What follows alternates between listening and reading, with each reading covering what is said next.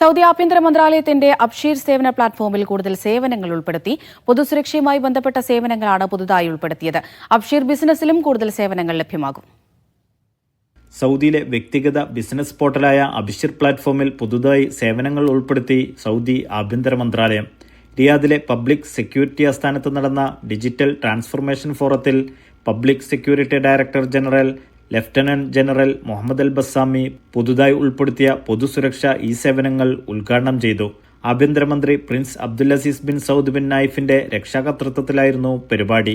വ്യോമസേനാ സൗകര്യത്തിലേക്കും സേവനങ്ങളിലേക്കും വാഹന ഉടമസ്ഥാവകാശ കൈമാറ്റ സേവനം, എയർ വെപ്പൺ സേവനങ്ങളുടെ ഉടമസ്ഥാവകാശ കൈമാറ്റം, അവയുടെ ലൈസൻസുകൾ പുതുക്കൽ എന്നിവ വ്യക്തിഗത അബ്ഷീറിലും, ആക്സിഡന്റ് റിപ്പോർട്ട് സേവനം, റോക്ക് കട്ടിംഗ് സേവനങ്ങളായ പാറ മുറിക്കാനുള്ള വസ്തുക്കളുടെ ഉപയോഗത്തിനുള്ള അനുമതി, അവ റദ്ദാക്കൽ, ഡ്രെയിനേജിനും ഗതാഗതത്തിനുമുള്ള അനുമതി, അവ റദ്ദാക്കൽ തുടങ്ങിയവ അബ്ഷീർ ബിസിനസ് പ്ലാറ്റ്ഫോമുകളിലും ഇനി ലഭ്യമാകും.